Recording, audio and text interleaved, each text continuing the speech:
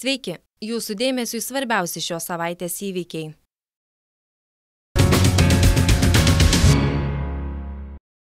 Prezidentei pakeitus savo nuomonę apie tai, kad antroji krizės banga nepalies mūsų šalies ir supratus, jog pakartotinos krizės Lietuva neišvengs, todėl valdžia turi tęsti griežtą taupimo politiką, Viktoras Uspaskichas stoja į šalies vadovės pusę, nes pats seniai manė, kad antroji krizės banga gali smogti Lietuvos ekonomikai kaip niekad skaudžiai. Atsižvelgiant į tai, kokį ekonominį modelį pasirinks nauja vyriausybė, galima diskutuoti dėl pasekmių, tačiau niekaip negalima sutikti su tuo, kad Lietuva šiuo metu yra geriau pasiruošusi kriziai nei 2007-2008 metais. Juolab negalima sutikti su prezidentės pareiškimu, kad 2007 ir 2008 metais biudžeto deficitas buvo didesnis nei dabar. Vertinant šios Seimo kadencijos vidurkį, šalies biudžeto deficitas yra daug didesnis nei 2007-2008 metais. Kreditiniai įsiskolinimai yra net 3 kartus didesni, o tai reikalauja 3 didesnių sąnaudų aptarnaujant šį įsiskolinimą. Bedarbystė beveik 2 kartus didesnė. Rezervas mažinti išlaidas per atlyginimų ir pensijų mažinimą yra išnaudotas, kaip ir privatus sektorius galimybės optimizuoti savo sąnaudas. Uspaskichas teigia, esą tikras, kad atėjus antrai krizės bangai, problemų bus nemažai, tad pasisako už tolesnį taupimą.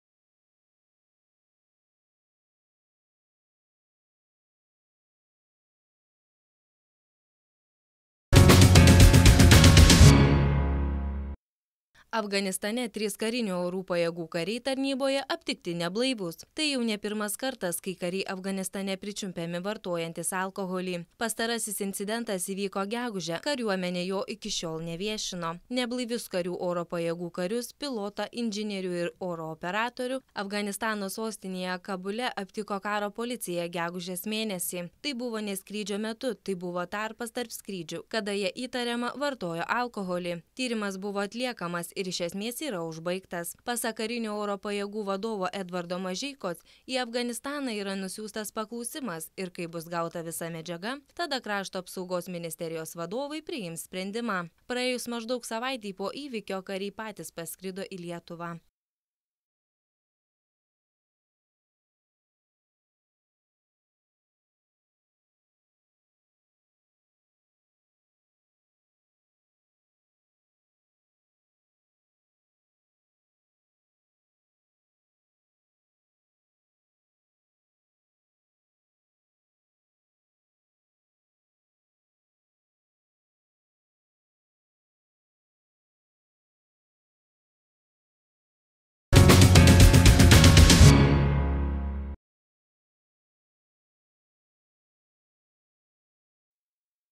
Ketvirtadienio popietę vanduo pasiglemžė 14-mečio panevėžiečio gyvybę. Maudykloje prie Berčiūnų kaimo į Sandžilės upę nuo geležinkelio tilto nušokęs paauglys nebeiškilo. Nelaimė toli Panevėžio esančioje maudykloje įvyko prieš pat 15 valandą. Sandžilės pakrantėje prie geležinkelio tilto per upę poilsiavę žmonės iš pradžių nesuprato, ko sujudo keli paaugliai. Jie ėmė susirūpinę lakstyti, ieškoti akinių nardymui. Kai jie pagaliau paaiškino, kad nuo tilto į vandenį iššoko ir nebeiškyla jų draugas, suaugusieji puolė į vandenį jo ieškoti. Kiti skambino greitajai ir ugniagesiams. Kai atskubėjo Panevėžio priešgaisrinės gelbėjimo tarnybos narai, žmonės paauglį jau buvo vandenyje suradę ir į krantą ištraukė. 2 vyrai bandė jį gaivinti. Vėliau šį darbą perėmė ugniagesiai. Tačiau atvažiavę greitosios pagalbos medikai konstatavo, kad vaikinas mirė.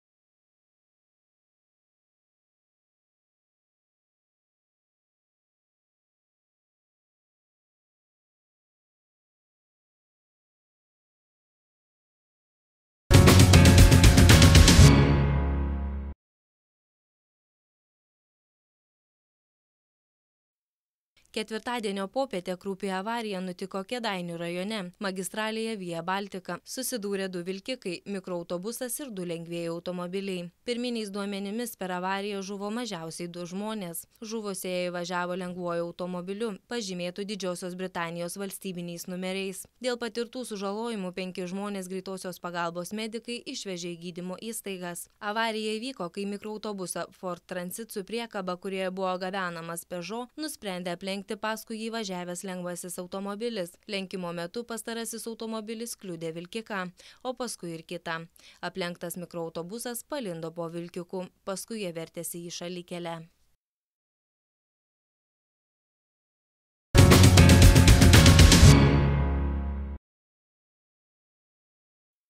Klaipėdoje, kuri trečiadienį šventė savo 760-ąjį gimtadienį, besilankanti prezidentė Dalia Grybauskaitė prakalbo ir apie emigraciją. Paklausta, kokiais būdais būtų galima stabdyti gyventojų norą ieškoti laimės kitose šalyse, Lietuvos vadovė nesiryžo dalyti patarimų, bet pasiūlė į emigraciją žiūrėti ir kitų kampų. Po vizito Londono olimpinėse žaidynėse prezidentė teigė, jog į emigraciją, tiksliau žmonių išvykimą, žiūrinti įvairiai. Valstybės vadovė prieš kelias dienas grįžo iš Londono ir matė ten daug lietuvių. Ji teigė, jog nelengva buvo matyti, kad toks kiekis išvykusių žmonių. Bet iš kitos pusės, pasak Dalios Grybauskaitės, žmonės įsikuria įgyję didžiulių patyrimų. Daugelis jų planuoja anksčiau ar vėliau grįžti į Lietuvą. Pasak prezidentės, žiūrėti reikėtų ne taip pesimistiškai, o įvairiai ir tikėtis, kad išvykę žmonės, įgavę gerą išsilavinimą ir patyrimą grįš ir suteiks didelę naudą savo valstybei.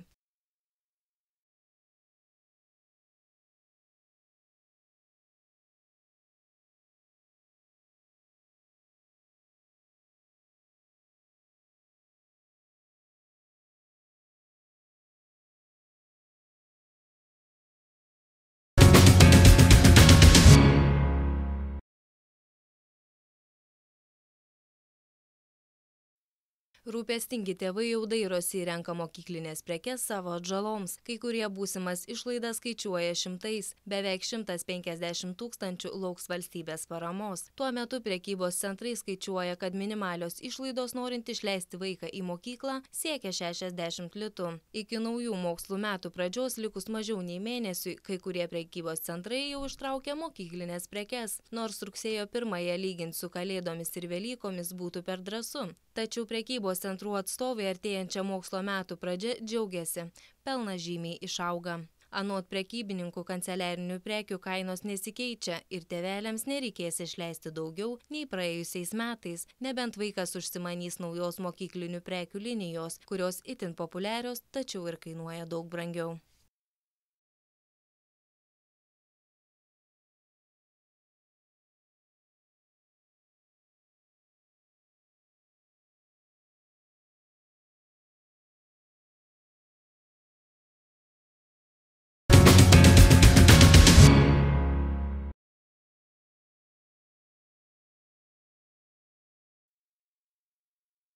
Nuo kitų metų Švietimo ir mokslo ministerija planuoja pradėti privalomą antrokų, ketvirtokų ir aštuntokų žinių patikrinimą, o nuo 2015 metų daugės egzaminų dešimtokams.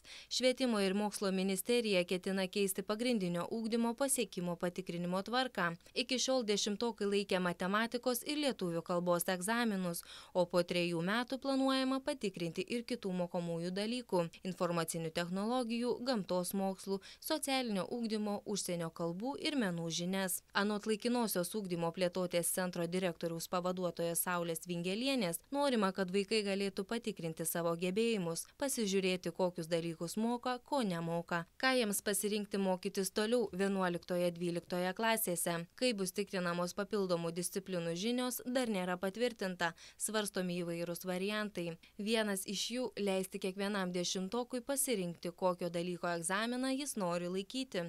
Tačiau tai valstybei gali būti per brangu.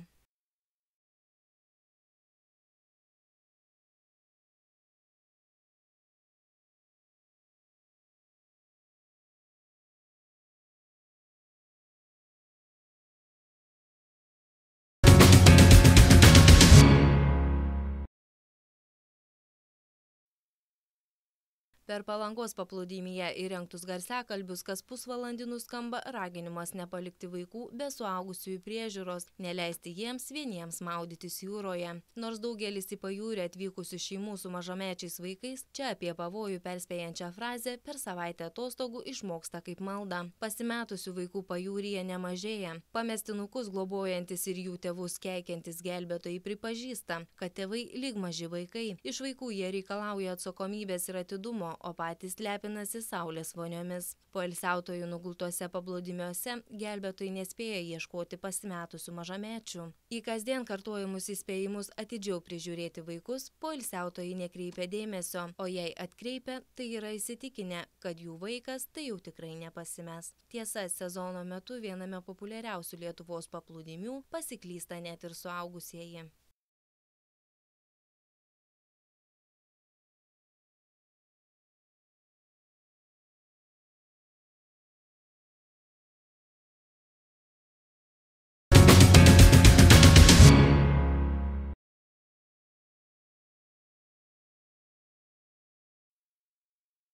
Penkiolikmetė plaukikė Rūta Meilutytė padarė tai, kas atrodė neįmanoma. Didžiausia Londono olimpinių žaidynių plaukimo staigmena tapusi lietuvė 100 metrų krūtine distancijos varžybų finale už nugaros paliko visas varžoves, nušluostė nosį Pekino olimpiniai čempioniai Australijai Lacey Jones ir tapo olimpinė čempionė. Rūta Meilutytė perrašė Lietuvos plaukimo istoriją. Nė vienam nepriklausomos Lietuvos plaukikui iki šiol nepavyko užlipti ant olimpinės apdovanojimų pakilos. Dar nesuprantu, kas atsitiko. Reikia dar suprasti. Stengiausi kiek įmanoma nusiraminti prieš finalą. Po finišo pasimetusi ir sunkiai emocijas tvardanti, sakė Rūta Meilutytė.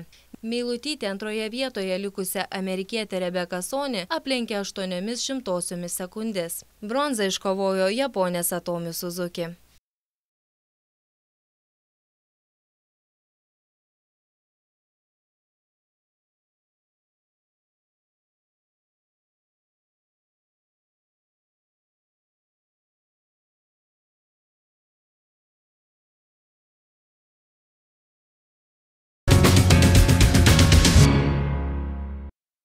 Ateinančios savaitės pradžioje numatomi orų pakitimai. Vis dažniau ims lyti, orai po truputį ims vėsti. Panašūs orai įsitvirtins ir iki kito savaitgalio. Ačiū žiūrėjusiems, gražios ateinančios savaitės.